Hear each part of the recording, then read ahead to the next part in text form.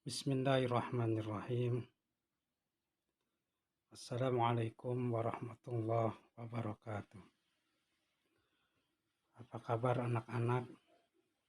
Mudah-mudahan kita semua dalam keadaan sehat walafiat.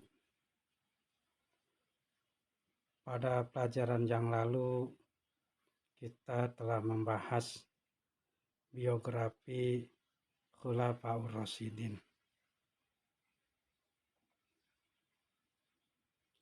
Hari ini kita akan membahas prestasi Khulafaur Rasyidin. Meski dalam waktu relatif singkat, pengembangan Islam masa pemerintahan Khulafaur Rasyidin membuahkan hasil gemilang. Adapun kesuksesan Khulafaur Rasyidin paling menonjol dalam hal ekspansi wilayah. Seiring dengan perkembangan zaman, Khulafaur Rasyidin melakukan berbagai pembaruan dalam pemerintahan dan pemikiran Islam berdasarkan ketentuan Al-Quran dan hadis Nabi Muhammad SAW, sehingga Islam mampu berkembang dan bertahan di bawah tuntunan kemajuan zaman.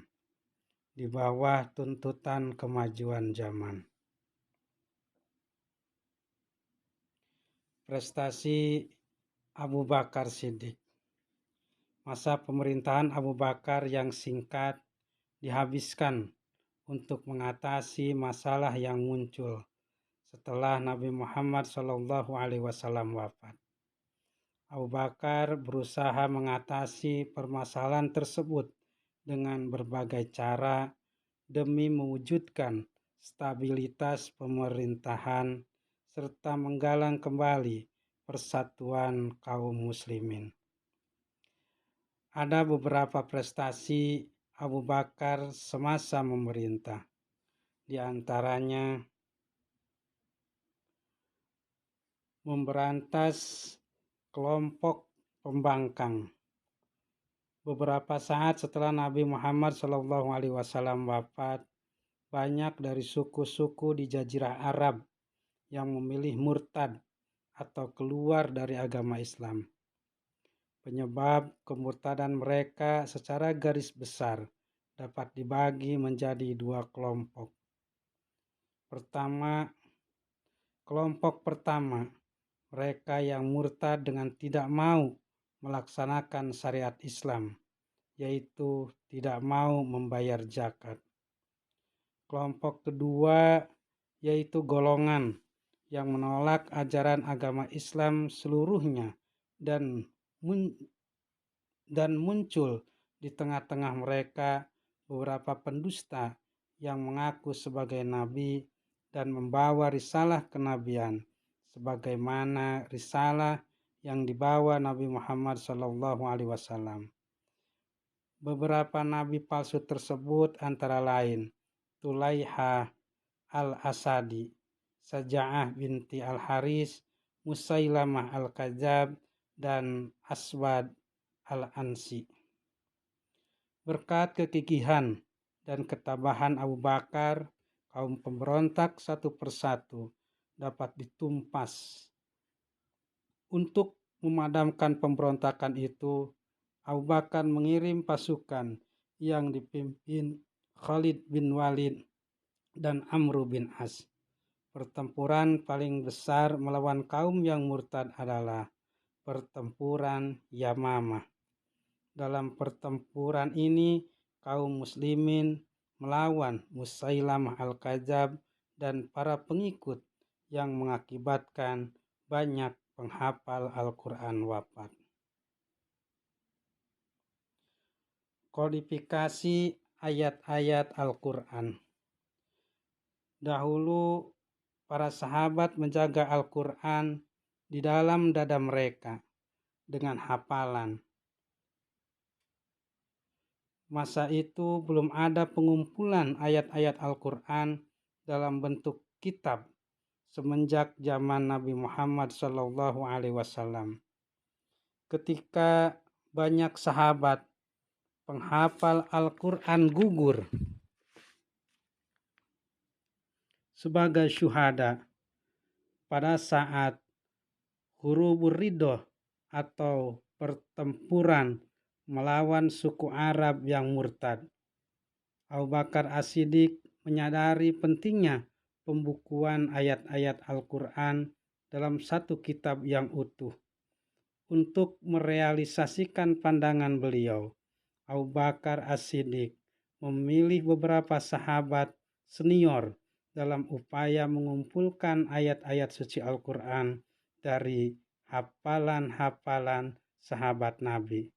Akhirnya dipilihlah seorang sahabat yang mulia sebagai koordinator dan penanggung jawab dalam perkara ini.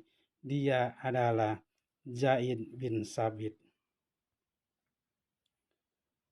Meneruskan pengiriman pasukan di bawah pimpinan Usamah bin Zaid.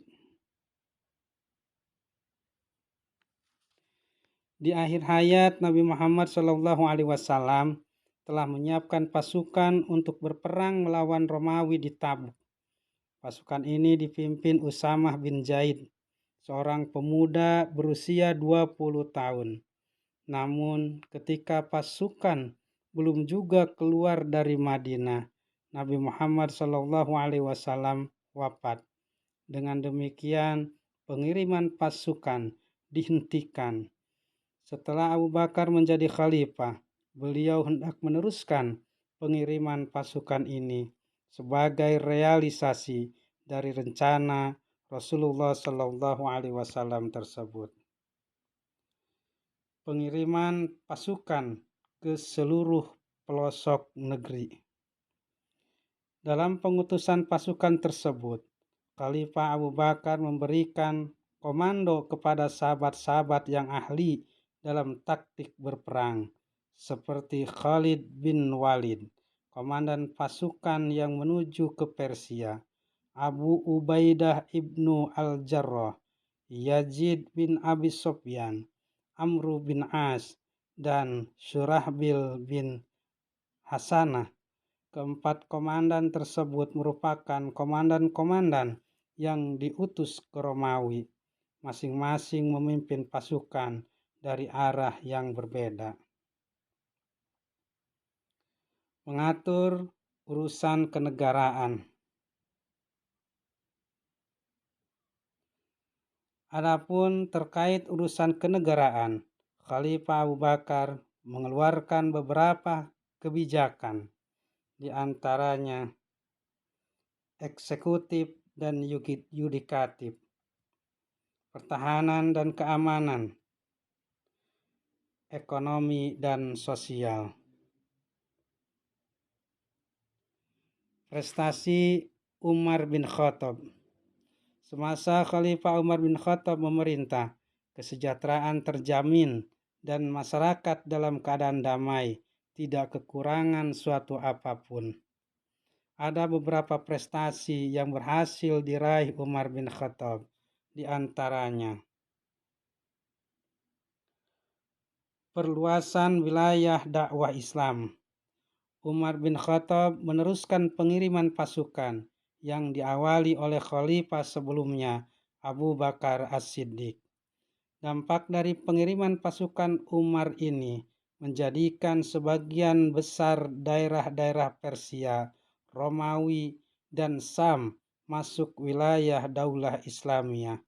Oleh sebab itu, masa pemerintahan Umar bin Khattab dikenal sebagai periode Futuhat al-Islamiyah, yang berarti perluasan dakwah Islam secara besar-besaran.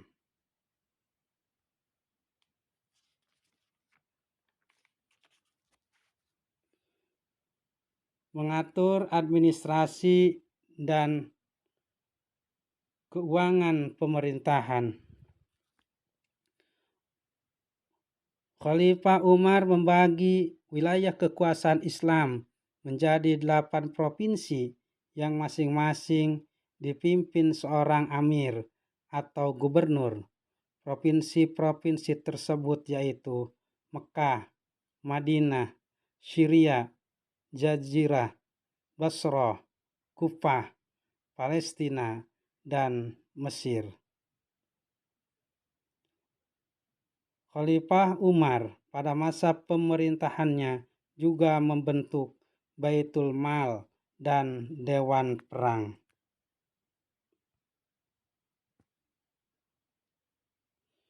Menetapkan kalender Hijriah. Khalifah Umar merupakan pencetus dari sistem kalender Hijriah. Pencetusan kalender tersebut dimulai ketika Rasulullah Shallallahu Alaihi Wasallam berhijrah ke Madinah. Ini disebabkan pada saat tersebut merupakan titik balik kemenangan umat Islam. Hijrah juga menandai periode dakwah Islam. Periode dakwah sebelum Nabi Muhammad Shallallahu Alaihi Wasallam hijrah disebut periode Mekah. Adapun periode setelah Nabi Muhammad Shallallahu Alaihi Wasallam hijrah ke Madinah disebut periode Madinah. Begitu pula dengan surat yang turun di Mekah sebelum Nabi Muhammad Shallallahu Alaihi Wasallam hijrah disebut surat Makkiyah, dan surat yang turun setelah Nabi Muhammad Shallallahu Alaihi Wasallam hijrah disebut surat Madaniyah.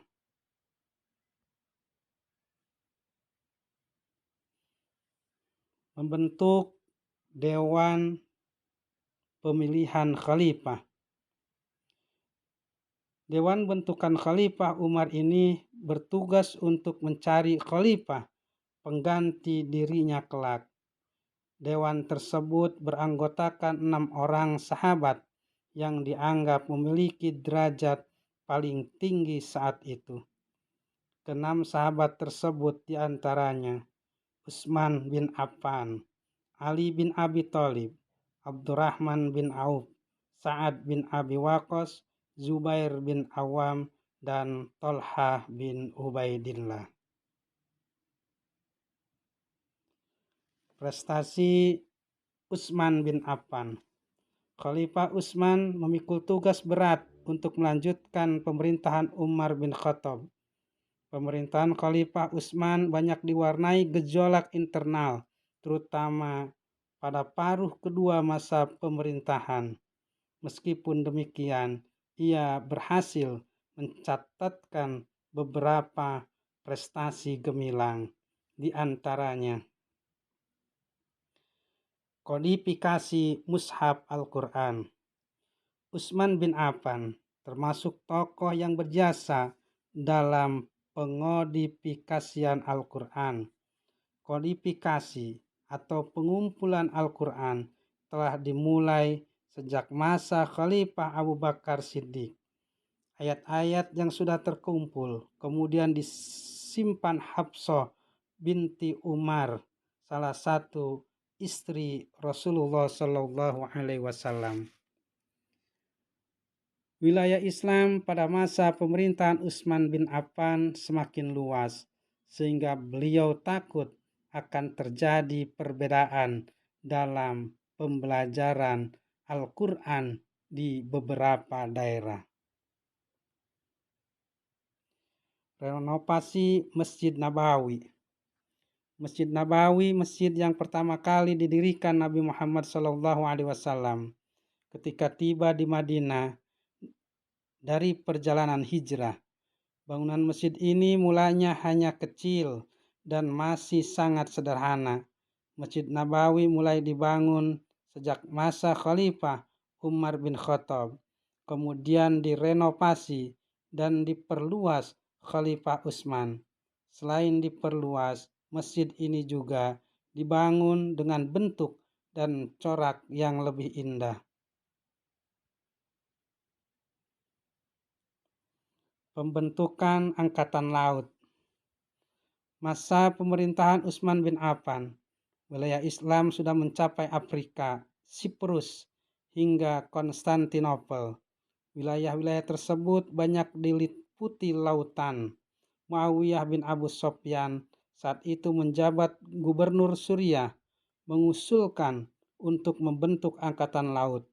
Utsman bin Affan menyambut dengan gembira usulan dari Muawiyah dan membentuk angkatan laut untuk menjaga wilayah pantai kekuasaan Islam. Dalam perkembangannya, angkatan laut tersebut yang membawa dan menyebarkan Islam sampai ke Eropa, bahkan sampai Indonesia.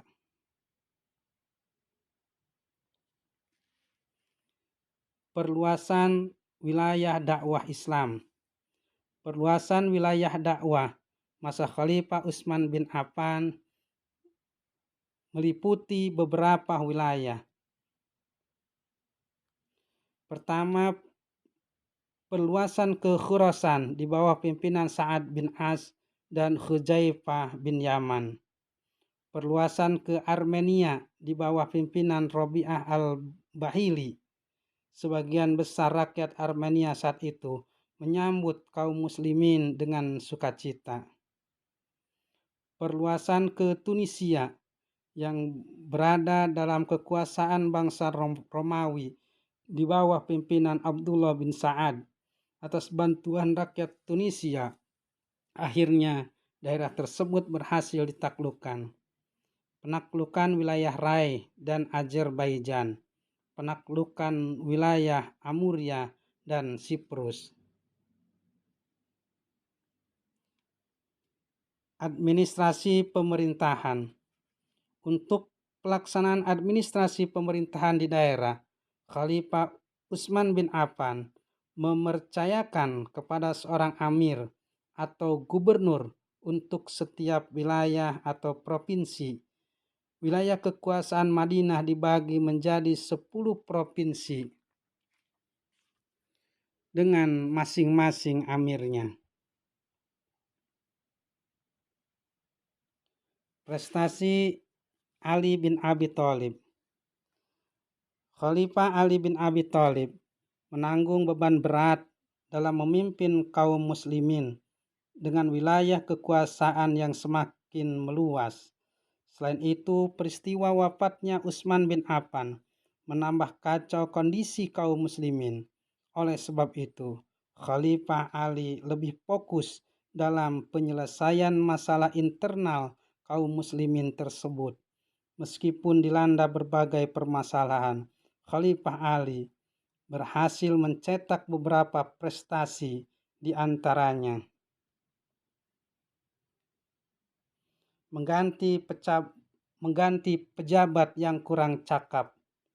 Langkah Khalifah Ali mengganti pejabat yang kurang cakap memang sebuah langkah efektif, akan tetapi terjadi kesalahpahaman antara kaum muslimin karena sebagian besar pejabat yang diganti adalah dari kerabat Utsman bin Affan atau Bani Umayyah.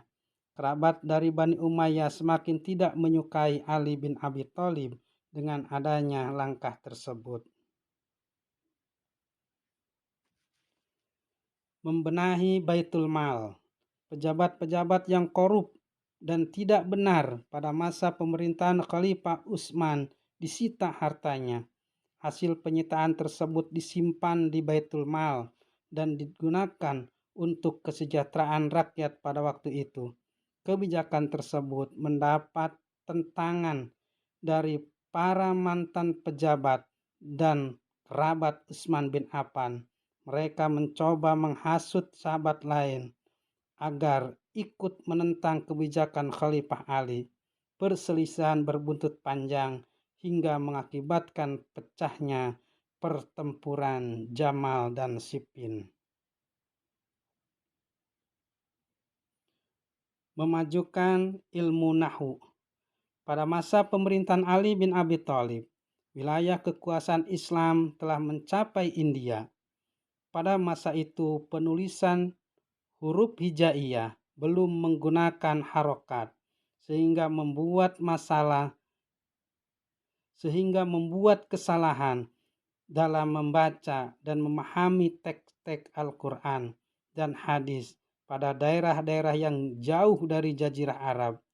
untuk menghindari kesalahan yang semakin luas, Ali bin Abi Thalib memerintahkan Abu Aswad Ad-Duwali untuk mengembangkan pokok-pokok ilmu yang membahas tata bahasa Arab atau nahwu. Keberadaan ilmu ini diharapkan dapat membantu orang-orang non-Arab ketika mempelajari Al-Quran dan hadis.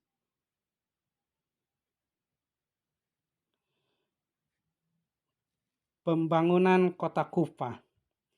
Pembangunan yang mendapat perhatian khusus dari Khalifah Ali bin Abi Thalib, di antaranya membangun kota Kufah.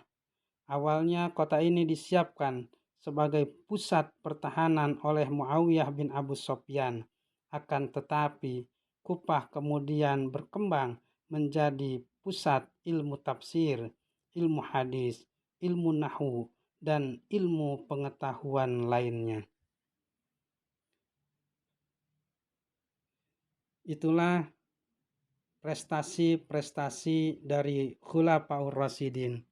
Di antaranya prestasi Abu Bakar As-Siddiq, prestasi Umar bin Khattab, prestasi Utsman bin Affan, dan prestasi Ali bin Abi Thalib.